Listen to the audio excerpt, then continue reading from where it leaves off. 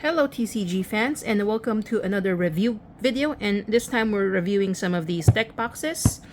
So first off, this is the standard gaming deck box from your Japan Home or Daiso, depending on which Japanese dollar store is available in your area. It can fit a commander deck, so your typical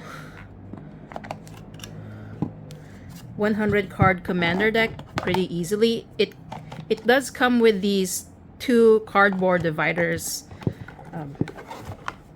So basically, yeah, this is a double sleeve commander deck. It fits in easily. There is some space, so there is, for example, if you're transporting your decks often, there is a chance that it might get some damage from it moving from side to side. But it is relatively cheap, so if you are able to find it in your local dollar store, it will be $100 yen. Locally, it's available for 88 pesos, but a lot of resellers may sell it between 120 to maybe even 180 pesos, depending on availability. So it's often easily or quickly sold out, so you have to go through your secondhand dealers. The next box we're going to take a look at, this is from Amazon. This package comes in a package of 6. It is called the Mlikero 6-pack card deck cases. They're acrylic deck boxes and can fit 100 double-sleeved cards. So they cost $18.99 on Amazon with free shipping. Unfortunately, this is not a bad value for 6 deck boxes. Again, it can easily fit your 100 card commander deck. Hold on.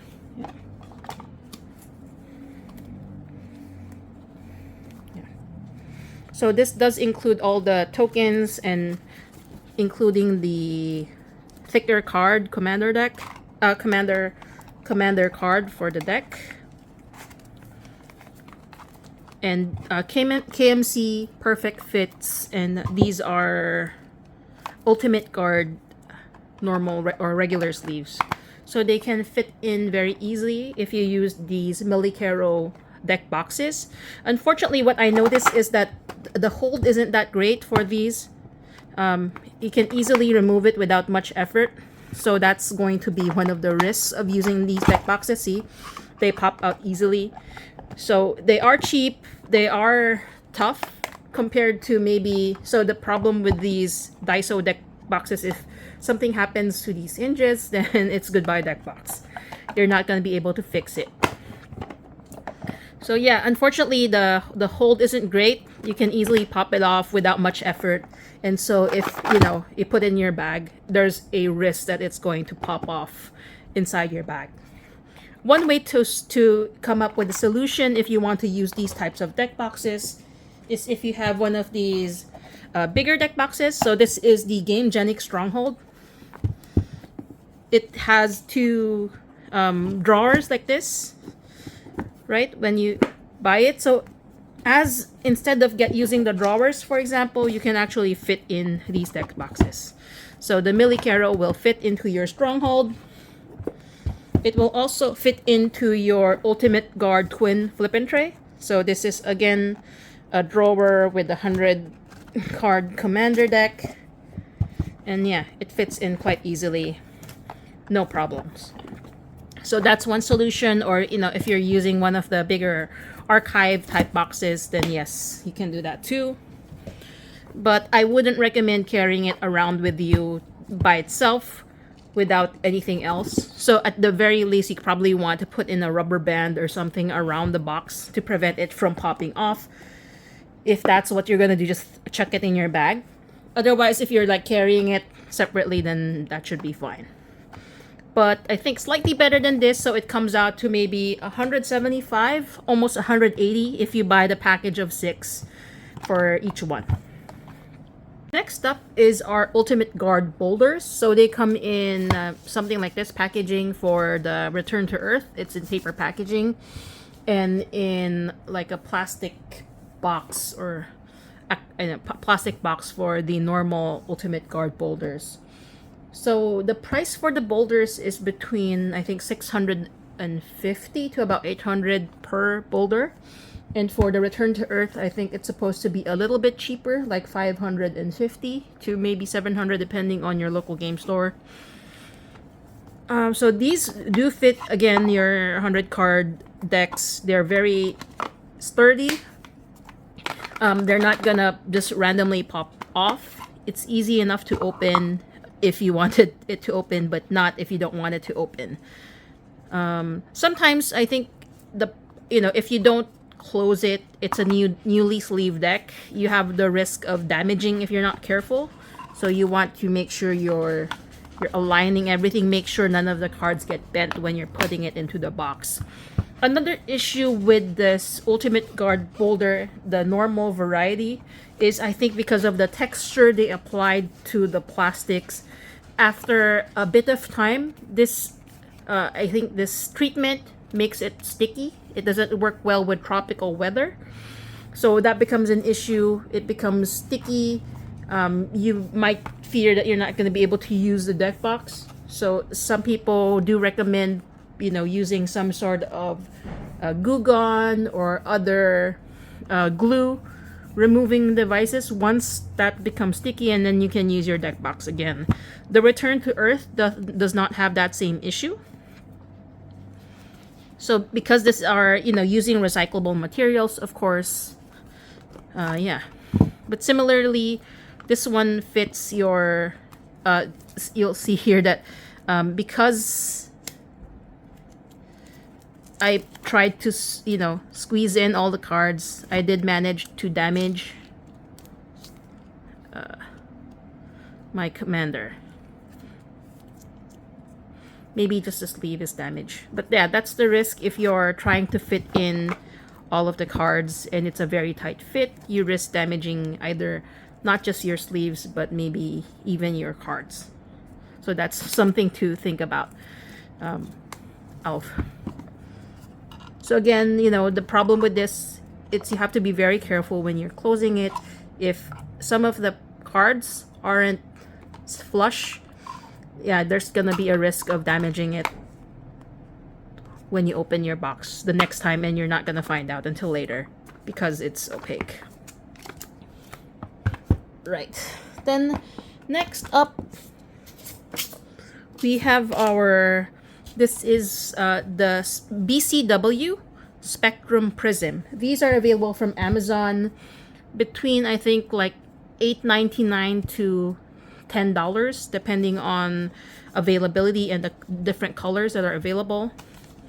They are supposed to fit 100 double-sleeved cards, right?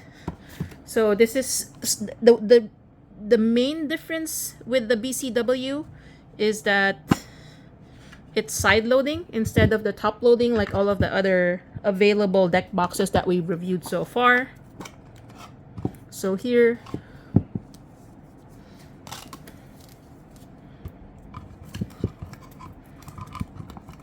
oopsie, there we go. So again, this is the 100 card commander deck double sleeve with the tokens, and you'll see it fits very nicely.